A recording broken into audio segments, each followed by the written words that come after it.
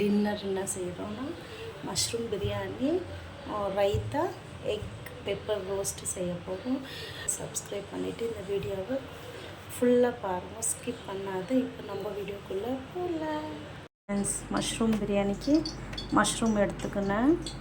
அப்புறமா தக்காளி 3 தக்காளி, 4 வெங்காயம், 5 பச்சை மிளகா, கொஞ்சமாக கொத்தமல்லி, 2 ஸ்பூனு இஞ்சி பூண்டு விழுது, கொஞ்சமாக பிரியாணி மசாலா வீட்டில் செஞ்சுருந்து, தயிர் ஒரு 1/2 கப் தயிர், 1 கிளாஸ் ரைஸு.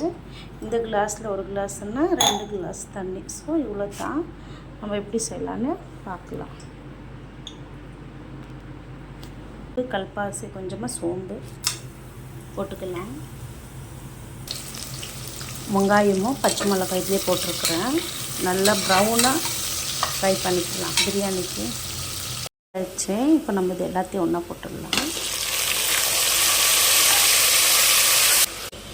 பிரியாணி மசாலா இதுலேயே நம்ம போட்டுக்கலாம். 1.5 ஸ்பூன் போட்டுருக்குறேன்.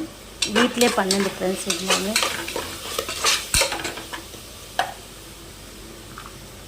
பச்சை வாசனை போகட்டும். இப்போ நான் 1/2 கப்பு தயிர் சேர்த்துக்கிறேன்.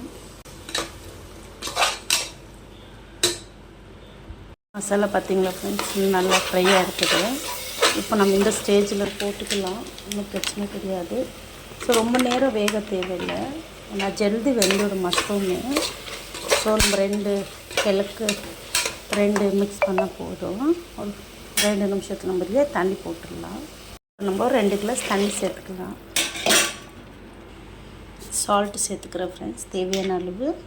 ஸோ இது ஒரு கொதி வந்த உடனே நம்ம இதில் அரிசி போட்டுடலாம். இல்லை கொதி வந்துச்சு ஃப்ரெண்ட்ஸ். ஸோ நான் இப்போ இதில் அரிசி போட்டுட்டேன். வெயிட் போட்டுட்டு ஜஸ்ட் ஒரு விசில் ஸ்லோ பண்ணிவிட்டு ரெடி. ஃப்ரெண்ட்ஸ் சூப்பராக இருந்திருக்கு பார்த்தீங்களா மஷ்ரூம் பிரியாணி. இப்போ மிக்ஸ் பண்ணி பார்க்கலாம். கொஞ்சம் கூட ஒடியாத சூப்பராக இருந்திருக்கு ஃப்ரெண்ட்ஸ். நல்லா கம்ம ஹோம்மேட் பிரியாணி மசாலா போட்டு செஞ்சுருக்கிறேன். ரொம்ப சூப்பராக இருந்திருக்கு. இதில் நம்ம பெப்பர் ரோஸ்ட் பண்ணலாம். இப்போது முட்டை கிரேவிக்கு ரெடி பண்ணிக்கலாம் ஃப்ரெண்ட்ஸ். கொஞ்சமாக ஆயில் போட்டுக்கிறேன். மிளகாத்தூள், மஞ்சள்தூள், கொஞ்சமாக தனியாத்தூள், சால்ட்டு, கரம் மசாலா. இப்போ நம்ம இது எல்லாத்தையும் எடுத்து டைரெக்டாக எண்ணெயில் போட்டுடலாம் ஃப்ரெண்ட்ஸ்.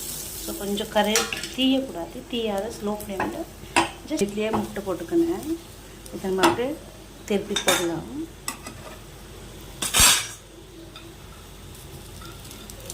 ஜஸ்ட் சைட் டிஷ்க்கு சிம்பிளாக செஞ்சுட்டேன் ஃப்ரெண்ட்ஸ்.